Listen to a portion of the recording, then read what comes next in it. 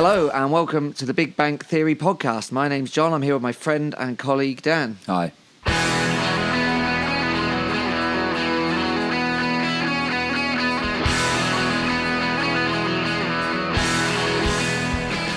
Dan, we're here to talk about our absolute battering of those Roman centurions, former Roman capital. Now their capital is worth naught in the face of our absolute onslaught. It was 3-0 City against Colchester United. Easy. Just like that. A walkover. Well, it was funny, wasn't it? Terrible first half. Yes. Horrible weather. I mean, everyone in that ground was soaking wet. We stood at the back and still managed to get wet. It was blowing right up there, wasn't it? Certainly was. And then, out of nowhere, really. Yeah. But it's weird. We were just all getting ready, a minute left in the first half, and you're sort of thinking, get ready to moan. And then out of nowhere, absolute peach of a half volley from Matt J. Really was. I mean, he's come on leaps and bounds, hasn't he? He just, the confidence has obviously just made him think, I'm all right with this. Yeah. Great goal. And Bowman was completely instrumental in holding it up for him, giving him the space. I thought he did a great job. All game, I thought he did a great job. Even in the first half, he was one of the people where I was thinking, he's not really done much wrong here. Yeah. Obviously, difficult position to play when you're with wind like that. I think Matt Taylor spoke about it. You know, every ball that comes up to you, if you're trying to kind of hold the ball up, especially like in the air, or knock them down to people, or halt it, it's hard when it's like flying past you. And he was doing it all the time, wasn't he? He was doing it all the time. It's hard to work out for the goal, isn't it? Whether he even gets a touch. But he's just there, isn't he? But he's making it happen, yeah. Elbows, flying studs at the chest. Yeah, all of it. Well, obviously Casper's ice cream is the thing you need if you want to be erudite in attack. Yeah. Maybe a few more of them, a couple banana splits. Maybe we'll even get a goal from him. He probably should have had one, actually. He had a couple of decent chances, didn't he?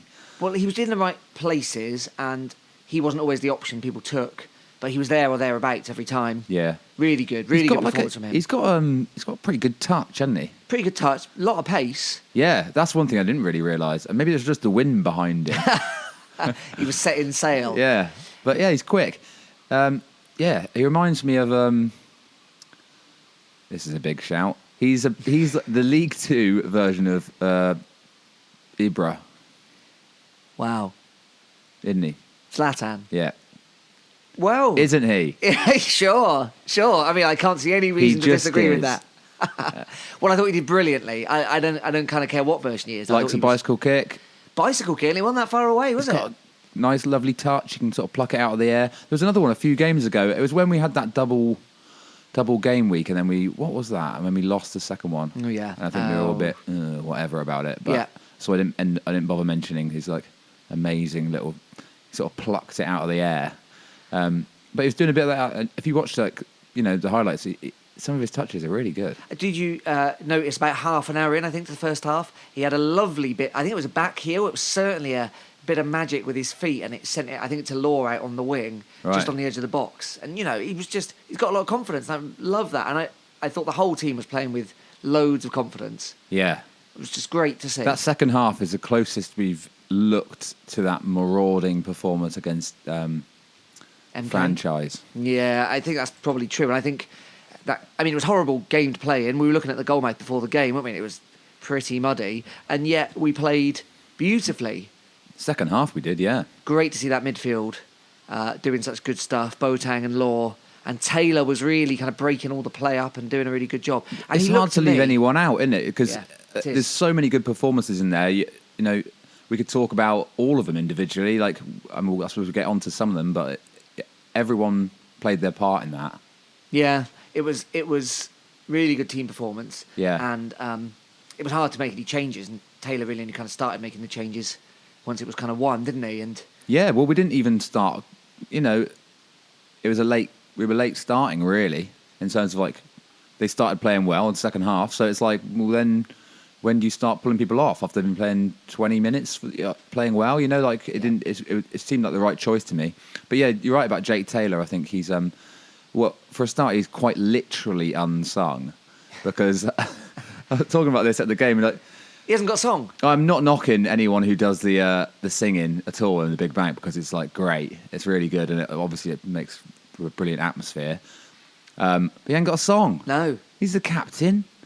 He's been there a long time. Been there a long time. Scores a lot of goals, or he's certainly scored goals in the past. He gets goals. He played really well, I thought. Like he just gets the ball and he moves it on really quick. Like what we were doing on Saturday. And I've said before, playing the ball forward as well. And yeah, give him a song. I would say he could sort of pretend that one about the Taylor's Magic Kaiser Chiefs one. Yeah. I mean, Jake, you can. He's got the same surname. You can pretend that one's about you if you want. Maybe he is. Are we missing? No, we're not missing the point, are we? I really don't think it is. Okay. Well, Jake Taylor, well done, good play. Anyone else stand out for you? Well, Christy Pym. Yeah, he's good, wasn't he? He was very good. Did you see the Colchester manager claimed that our victory was entirely down to Pym, which, listeners, is what you call sour grapes. But he's got a point. Pym was really good. Yeah, I mean, you could make a case for that, I suppose, but you could also say I put some of it down to some pretty bad defending from Colchester as well. Look, Dan, I'm no expert of the legal ramifications of the game, and I wouldn't call myself a mathematician either, but I do know that goalkeepers stop goals and strikers score goals, and we scored 3 goals, which suggests to me that it wasn't just down to Christy Pym, the reason that we won. No. So, there we are. But unless he scored all the goals himself as well.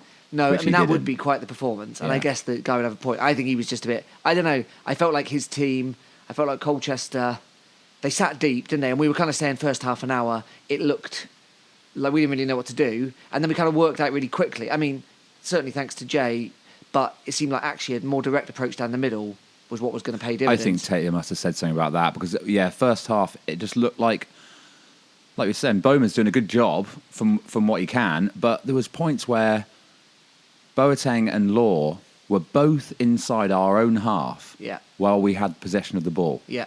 And one of them, we don't need... against a team like Colchester, who, let's be honest, are not the best team in the division, we don't need 3 centre midfielders that far back the pitch. No, indeed. Taylor's doing a great job. Like Jake Taylor, yeah. Obviously, Archie Collins has done that job previously and wasn't in the starting lineup on Saturday, but Jake Taylor was doing that fine, breaking up play. We've got centre-backs who will come out as well, so it really didn't need 2, let alone 3 centre midfielders out, and I felt that isolated Bowman a little bit, more so than Holmes and Jay not being close enough to him. I felt we needed someone in the middle closer to the forward line. Well, Bowman was doing a really good job with back to goal, holding it up, looking for people to let off to, and Jay was there and Holmes was there, you're right, but actually it's quite easy to mark 2 people. Yeah, and also they're out wide as well, so we just needed something through the middle. But Taylor made that change. Yeah, and second half, look at it. I mean, we're talking about the third goal was those 2 combining. Lovely one, actually. A really good strength from Boateng and like a nice turn and lovely timing on that pass as well and a good finish, He's got a kind of lethargy about him. You watch him, he's kind of all legs and arms, Boateng. Yeah, it's a really nice style. I really like it. It's not, I tell you what it's not, is 1980s head down, rough midfielder, is it? It's not Brian Robson. No. Which is almost certainly a good thing. But it's good to be reminded that Boateng actually, he's laid back in possession, or he looks it, but actually he's very happy to use his muscle when he's there and make stuff happen. So I thought it was a really good, positive game. Yeah. Yeah, and let's just mention the Lee Holmes' goal as well, because it's a lovely finish. Yeah, absolutely. From where we were, it was a long way away down the other end of the pitch. You couldn't really see exactly the technique, but the little dink over the keeper. And I actually thought his first touch sort of takes it a little bit wide, which is probably not what he was trying to do. Although if he were, then fair enough. But I didn't look it. But then he sort of he made it work from there. And like a little dink over the keeper is lovely, really tight angle. Yeah, and Law also. I think again it's camera angles and it's been wrong in the pitch, but I think what would have been a more obvious left foot slot past the keeper, I think he uses his right foot, the outside of his right foot. And I mean, so it just shows his confidence, doesn't it? Through the legs as well, through the keeper's beautiful. legs. And then Matt Jay's great volley. 3 very high quality goals. Yeah, and that really just kind of epitomises the confidence and the positivity that seems to be around the team at the minute. Yeah, and it's nice to have that positivity and like kind of team spirit, but without goals, it's, you know, you got to think like, oh, you know, it's not quite enough. Yeah. And how long will it last? But we need like games like that to kind of like, and that will make a real difference, hopefully. Absolutely. I want to kind of give credit to the supporters as well. So it was a hideous day. Yeah. And I don't know how many, I didn't hear the numbers, but there weren't many there from Colchester. I mean, it's miles, so whatever. But City, we still had just about 4,000. Yeah, just under, I think, wasn't it? Just under, that's right. And it was really, the atmosphere was really positive. There was no, like, moaning, actually. They were just, I heard one guy in the distance swearing a lot. But, you know, apart from that, it felt positive. Yeah. Everyone kept singing. And I think that really reflected in how the team performed second half. And why they kept going to the end of the first half, actually. They could have let their heads drop and just thought, oh, we'll get to half-time. And they kept going. Yeah. And that's Bowman and Jay all over, actually. I thought they were just really... Oh, totally. Never stopped running, did they? No, they didn't. It was really good to see Matt Jay score, you know, in front of the big bank as well. That's his first goal at home, I think. Is that right? That's what I'm told. Yeah, again, we've got this wrong in the past. No, I believe that's his first I think goal that's at right. home. Yeah. Yeah, and it was, what a goal to get. Yeah, great. Hats off to him. A is for apple, reads a rose, and B stands for bull with a ring through his nose. C stands for cow or will do he no harm, and D stands for dumpling down on the farm. So City winning 3-0 at home to Colchester is our second biggest victory under Taylor. Biggest with a clean sheet and second biggest after 5-1 at home to Notts County last November or October, which of course leads us nicely into our opponents for this Saturday, Notts County. Yep. Oldest football club in the world, is that what they claim, or longest standing league club or something? Something like that. Well, they're in dire straits. Dire straits. So if you look at their... I mean, they're still in the relegation zone, and Yeovil are doing their best to get sucked into it. And it's hard to get relegated from this division, isn't it? Really is. I mean, I don't know what they're doing down there, but, you know, whatever. But we've got Notts County at their ground, and they seem to be getting big crowds. I mean, they know it's dire, and I feel really sorry for the supporters there, and, you know, feckless owners, and he posted a picture of his own knob, didn't he, on the internet? Did you see that? No. Yeah, I think he's the current owner. He's trying to sell up. Look it up. He's kind of local businessman done good, right? Kind of guy who then did a screenshot, I think, of his photos for some other purpose, not realising that he exposed a bit more of himself to the world than just his own ideas. So that was about a month ago, and since then he's declared himself trying to sell the club. He's a bit of a, you know, moaner. And I don't really understand what's happened there, because, of course, they were playoff team last year, and Jonathan Fort was there, and actually they could have beaten Coventry in those semi, and now they've not just slumped, but they started the season terribly. Capitulated. Yeah, I mean, like, never even turned up. Yeah, weird, isn't it? I don't know what goes on, but obviously no one's really up for it. And they've turned it around a bit, like the results have improved, but unfortunately for them, Macclesfield's results have improved as well. And, we've got to be careful, haven't we? You know, it's playing teams that are fighting for survival at this point, because there's not many games left, are they? No, there's really not. And they, like we said, they have improved. Of course, the manager now is Neil Yardley, which is impossible to say. And Neil's Yard. Neil's Yard. The posh foundation and makeup place. Soap and stuff, isn't it? Yeah. So Neil's Yard is now, as well as running that shop, they're running this... well, they're on a slippery slope to the conference. They can't simply paper over their cracked faces. That's rubbish. But, that's what's going on there. Neil Yardley's come in and tried to pick things up, and they have done to some extent, but their form at the minute is not what you'd want from a team trying to escape relegation. So they've only won 2 in the last 7 games, or 1 in the last 6. It's been a draw, a win, a couple of draws, a couple of losses in the last 5. Yeah, so... But it's still must win for us, isn't it? No matter what they've been up to, we have to win that game. We really need to get some points on the board quick. Yeah. Otherwise, it's just going to... Because we're back in the playoff places, but we know how tight it is around there. We just got to sort of cement ourselves and just push ourselves up a little bit more into it, so we can start thinking, this is happening now. You know, like we can. But we need a win there. Yeah, we do. And Because it's Mansfield at home the week after. yeah, and we're seeing people slip up, aren't we? So we're recording on Monday, so we'll see what happens tonight with Mansfield Lincoln. Oh, that's tonight, is it? That's tonight, yeah. Right. So by the time you're listening to this, you'll know the result of that. I'm going to say that it's definitely no chance about it a Lincoln City win. Oh, But they're going to win. I would think that's You never probably the know, case. do you? But they are going to win. Call me a soothsayer. Call You're me a prophet. You're a soothsayer. Oh, thank you.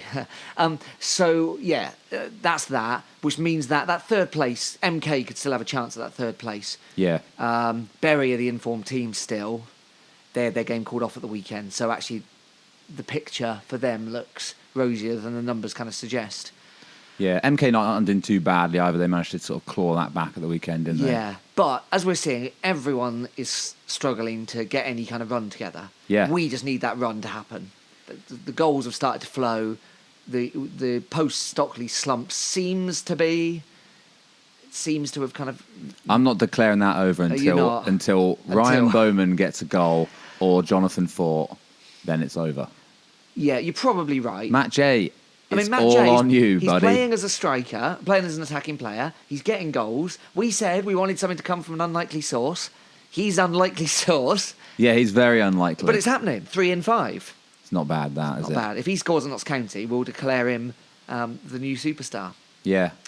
And Notts, yeah, you're absolutely right. Notts County needs to be 3 points. And then if we can start to feel like progress is happening, then there's scope, isn't there, for not winning everything. But we've got quite a lot of playoff rivals still to come. Mansfield, Forest Green.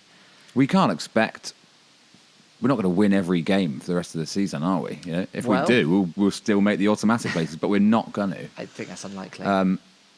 But I think off the back of this 3-0 and it being an opportunity to sort of pick up some points against a team who are, you know, really having a bad season, that's why I say that I think this one's a must win. Yeah. Whereas, and then maybe, you know, say we draw at Mansfield, whatever, then maybe that's wouldn't be the end of the world. Although I would still think we Mansfield should win at home, that. I mean, they're slumping as well. And we should win that one too, Yeah. but I'm just saying it might not be as bad if we can definitely win I on would Saturday. think that the next 3 games we should hope to get 9 points from. So it's Notts County away, Mansfield at home, Cheltenham away. Cheltenham, the season's over for them, basically. Yeah. Mansfield obviously are firmly pushing for some playoffs at a minimum. They'd hope for automatics. I think that means they'll come at us. Yeah. And we can take anyone when they're willing to play football against us and not just sit back. Yeah. And then we go to Macclesfield on the Tuesday, and that's going to be really tricky. I mean, Macclesfield's season might be over by then. If we get 9 points from those next 3 games, then yeah, whatever. Macclesfield away, we can afford to kind of whatever happens in that one happens. Then I would suggest we've got 4 easy to win games. Right. Port Vale at home, Crawley at home on Good Friday. Then on Easter Monday, Stevenage away. See you there, Tisdale. Yeah. Then we've got Oldham at home, Scholesless Oldham, but also safe, but not pushing for anything. And then it's Forest Green away. Now, Forest Green away could well be like last season's last game of the season by then, and could be we're just a nothing. getting ready a for dead rubber. Yes, getting ready for the next thing. Ryan Loft up front on his own. Oh, yeah, remember that, everyone? So, but Port Vale, Crawley and Stevenage, in a sense, shouldn't get any easier than that. So, in a sense, our season's going to be defined over the next 4 games. And I think on paper, obviously, it's not how it works, but on paper, our run-in is easier than some of our rivals. Yeah. Yeah, we played the difficult games in the old run of death, which our listeners are so keen to hear about over the past few weeks. Yeah, well, we'll see, but I'm calling it the next 3-4 games. That's where the season's won or lost. Automatics, playoffs, or nothing. So we've got a few old boys that are coming up, haven't we? Some old boys. What do you mean? What I mean is, actually, are they still there? Mac Linden's not at Cheltenham anymore, is he? Or is he out on loan? Moved on again, has he? I think he's gone on loan somewhere. Okay. And then obviously. And then we've got Lloyd James and Forest Green and on the last day. Ruben, I don't think Ruben's playing too much. Is he not? No. Well, yeah, it will be interesting. I mean, I'll be honest with you, I'm disappointed I'm not going to see Paul Scholes at St James Park, but there we are. Oh yeah, it's a shame that, isn't it? Yeah, but Sol Campbell will be away, and then Yeah. Scholes is now gone. So whatever. I'm just in it for the glory of the Grecians, which is certainly now imminent.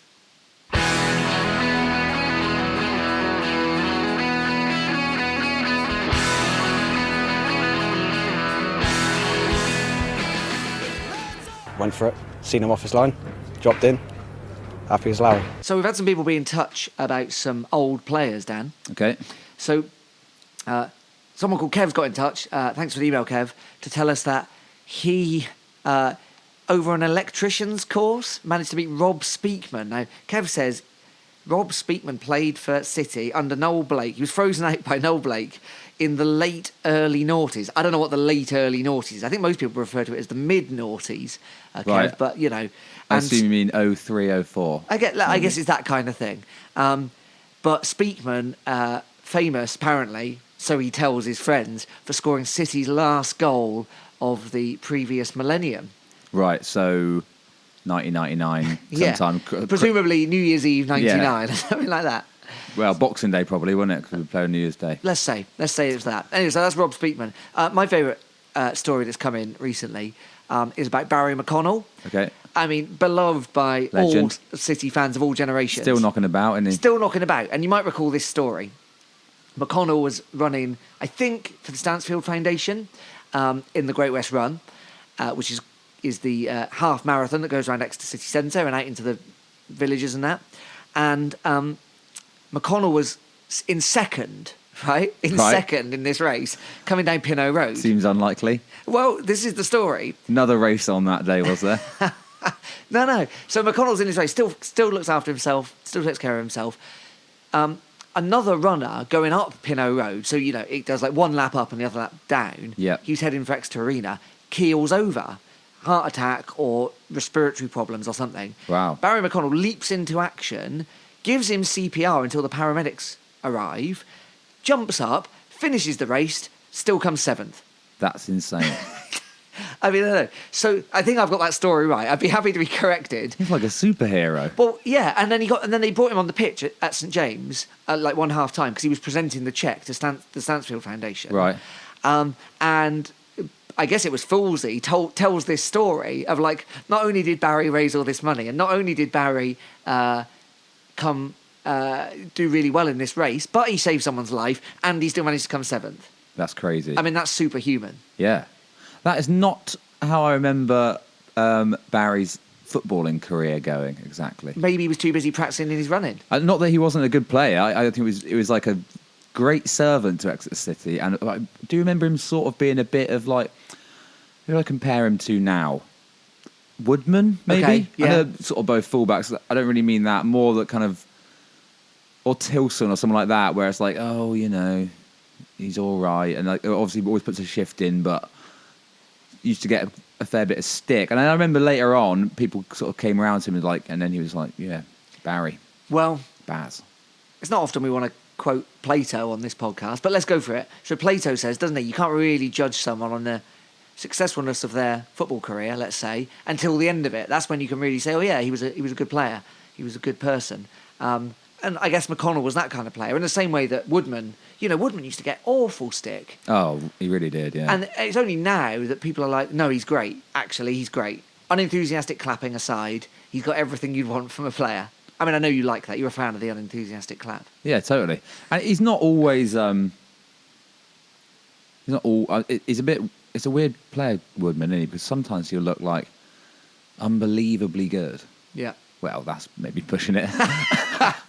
Sometimes he'll look quite good. No, great. Very good. Okay. And then other times you think, get him off. Yeah, I think that's less and less these days. Get who's this guy we get on? I haven't seen him yet, have we? Jimmy Oates. We haven't seen him back yet. Not Jimmy Oates. Oh, who? One of the is he another loanees? West Brom guy? Another West Brom one? Oh, I don't know. Yeah, you know. No, I don't. Came in January. Jaden Brown. Oh, yeah, Jaden Brown. Have we seen him? I don't think we have. No, maybe not. No, because there was some confusion over which Brown it was on the bench, and of course, it was Troy back. Oh, which was an absolute triumph, wasn't it? That was amazing to see. So pleased for him, and so pleased for us.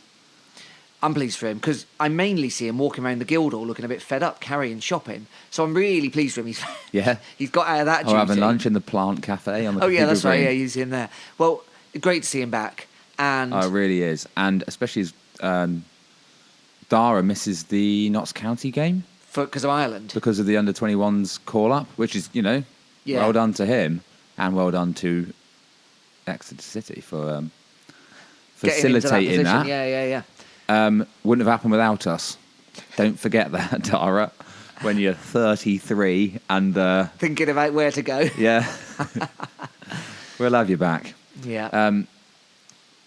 So Troy Brown's back. So hopefully that means maybe, Troy will be good to maybe come in. I mean, that might be a bit of a stretch. But, I mean, it's good to have him if Martin's If Martin replaces O'Shea, Aaron Martin replaces O'Shea, then that means Brown's actually a legitimate replacement. I think we've got a lot of options in defence at the moment, haven't we? Well, Taylor's done a brilliant job, actually. We've said it last week, I think, that, he's just got a really good overview of the squad in a way that actually, looking at it now, you didn't realise Tisdale didn't seem to have. No. And we all, Exwell will be full of anticipation for the transfer window and who could we get and, people saying, I've seen this person, this person, this would be good.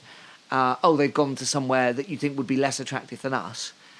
And you think, that's just the way of it. That's just the way lower league football works. But actually, Taylor seems to have identified people, found them, lined it all up, brought them in advance of when we'd actually need them. So we've had people acclimatising themselves to the club before they then join us. So they're not been chucked straight in. Join the team. Some of them were, Law straight in there because obviously he's, ready to go. Yeah. And too good for League Two. And he'd had pre-season, of course. Yeah. But then, defence especially just so well covered.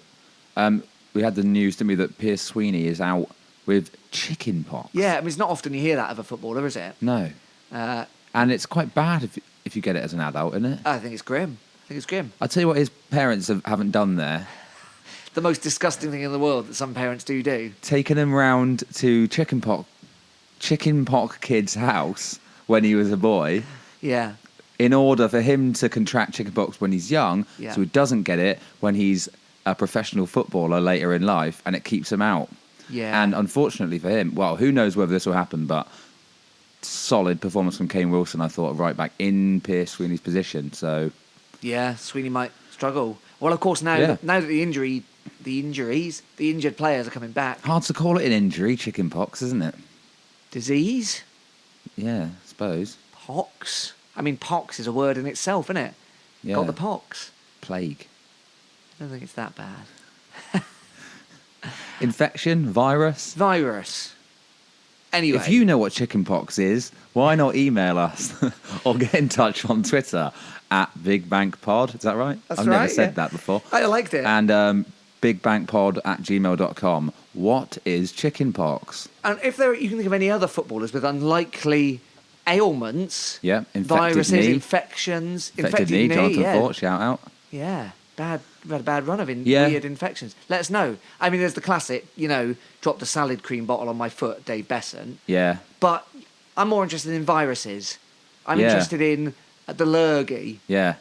Have any professional footballers ever had Black Death and it's kept them out of a few games?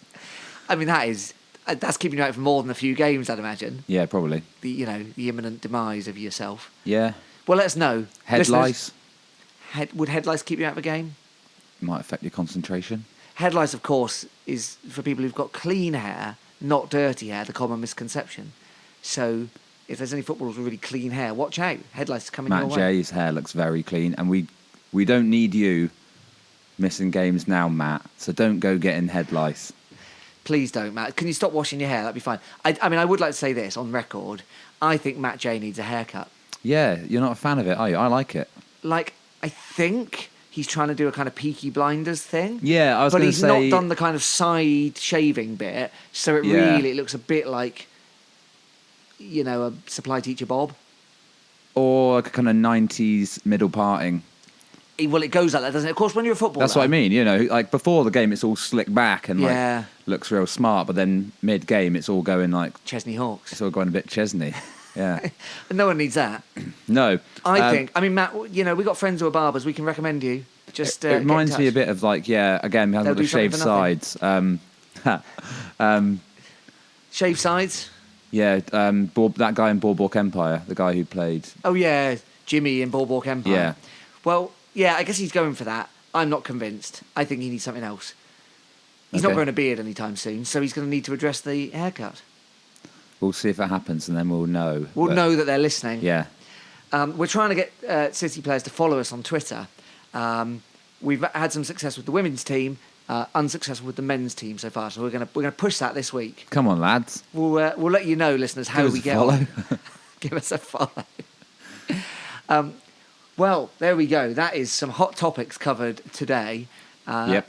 I look forward to reporting back next week on how our trip to the oldest league club in the country goes, Notts County. I think we'll struggle. I think they'll be up for it, but I think we'll scrape it 2-1. Okay. Hope so. Heard it here first, Who's listeners. scoring? Matt J. And Obviously. Ryan Bowman with a kind of... not an overhead kick, kind of Kanchelskis side kick. Or it could be like I've already compared him to the big man, Zlatan, so maybe some sort of like scorpion volley. I can see that happening. I mean, if that happens... You forget, he's going to get a bicycle kick at some point. He'll get one. Well, that was close on Because Saturday. he had that, let's not forget the bicycle kick assist as well. Yes. Was that in the MK Dons game? That wasn't him, was it? That was Law. No, Law put the ball... Law scored, but it was Bowman... No, sorry. Sorry, Jono. It was you, mate. Oh, Jonathan Fort bicycle kick assist. The bicycle kicks are obviously on the menu at the Cat and Fiddle. As they should be, because we want to be entertained. And hats off to Matt Taylor. This has been an entertaining season. We've been saying for a while, haven't we? This has already been a success, I think, this season. Yeah, and it's also been, like, great fun, hasn't it? And there's been a lot of drama, in a way. Like, not bad drama, but a lot of things happened. We've lost our top goal scorer. After the January transfer window, we made so many changes. It felt like suddenly there's like, oh, this is a completely different team. Yeah. And then injuries but now I feel like it's with people coming back, with Boateng back, with Troy Brown back, Moxie's back. By the way, Dean Moxie was brilliant again on he was Saturday. Great to have him back. It feels like it's things are looking up. Yeah, absolutely. Well, listeners, it's been good to talk to you. My name's John. I've been here with my friend and colleague Dan. Yep, cheers. We'll see you next week.